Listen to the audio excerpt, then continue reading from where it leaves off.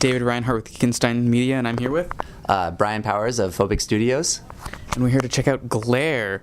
Now, my first question is, how did you come to the decision to make a platform, like a pretty, I wouldn't say hardcore, but not like easy, like a pretty challenging platformer after making DragonVale? Really, the games that we really want to play, that we really spend a lot of time playing, are a lot of the time on consoles or on Steam. We do love mobile and what it's done for the casual user, but it's not exactly the games that we spend a lot of time playing. It's really fun to make DragonVale and a lot of the iOS games that we did make.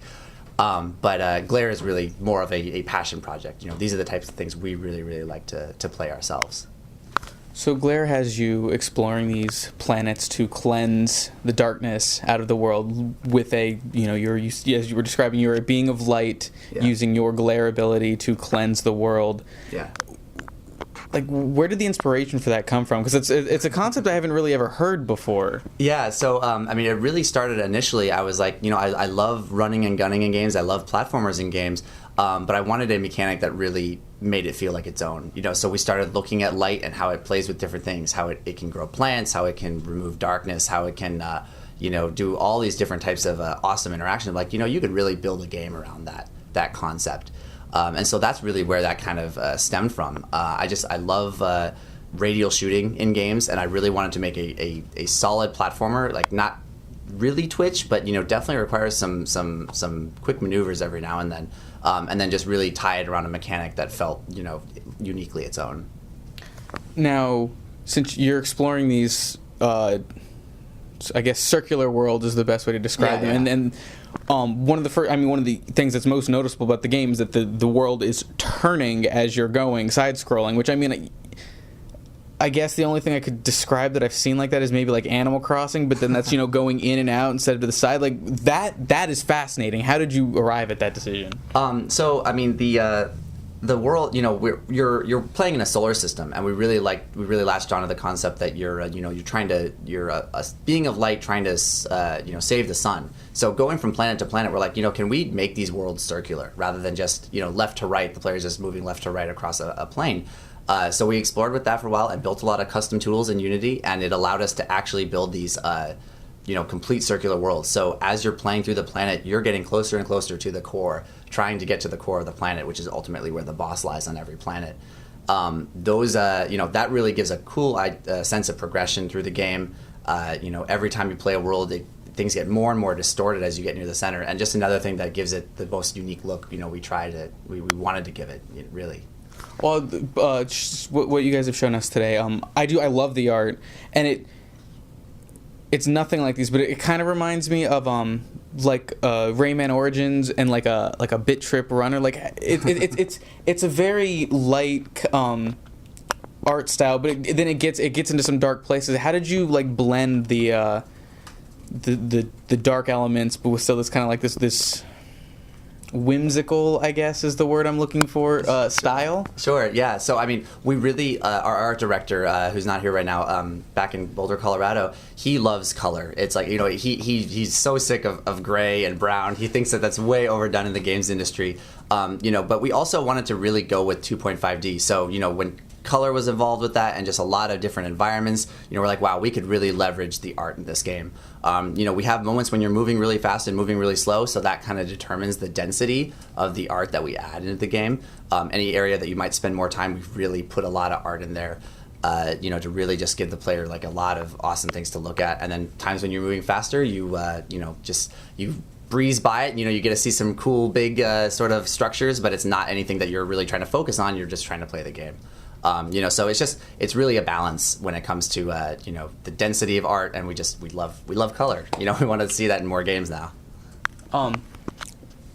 Glare is not, like we're saying, it's not necessarily what you describe as a hardcore platformer, but it is quite challenging. How do you manage to blend, especially with your new mechanics? Like the sliding is really clever. I really like that, and with the the abilities you unlock and stuff. How do you blend the difficulty to make sure it's like a progressive growth and it's not just incredibly frustrating? Yeah, so that's really a challenge. We were pretty, I guess I want to say, prolific with checkpoints. You know, we give the player a lot of times when they can respawn. There's no lives or anything like that. But we also didn't want the player to feel like, oh, the game is too easy. You know, so we introduced mechanics slowly. You know, something I really learned with mobile games, that you start the player off very simply, and the tutorial doesn't just all take place at the beginning of the game. It really takes place throughout the entire game. If you're constantly sort of introducing new mechanics to the player, they can ease into those mechanics. They can get used to them a lot more comfortably. You know,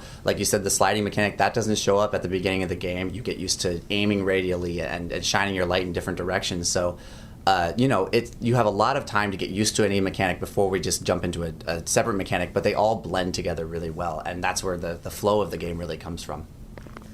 Now, this is kind of an out of left field question, but you're developing this for PC, but you're playing it with a controller, and I'm seeing a lot of growth of that in the industry of PC games that are, you can play them on the keyboard and mouse, sure, but they're really meant to be played with the controller. How do you arrive at that decision, and is there any sort of like push from like the hardcore PC players? A little bit. I mean, the game is fully supporting mouse and keyboard controls as well as controller controls, and to be honest, our company is completely split down the middle. Half of them really like using the controller, half of them really like using the mouse and keyboard. You know, one's better for radial aiming type of games, and one is really, really better for platforming type of games, you know? So it's up to the player. We want to give as many options as possible.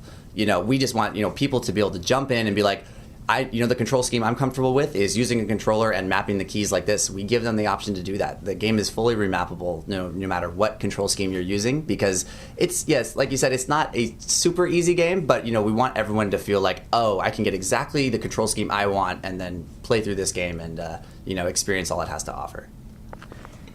And I guess a little more sort of in that topic, PC, you're making a PC platformer after making mobile games. Like, why did you want to switch? I mean, like I said, we love mobile. We have made several platformers on mobile before we ever did DragonVale.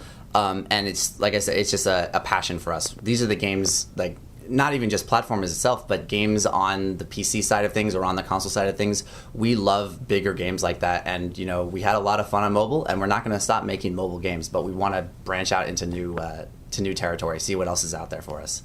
And when can everyone at home expect to be able to play Glare? So the game will be coming out in October. It's actually available for pre-order right now on glaregame.com for a discount. If you pre-order it, you'll get some money off. I would recommend everyone go there if they're looking to, this is something they're excited about. But yeah, sometime in October. Excellent. Thank you so much. Glare looks incredible, and everyone, you should check out this game because it's quite awesome.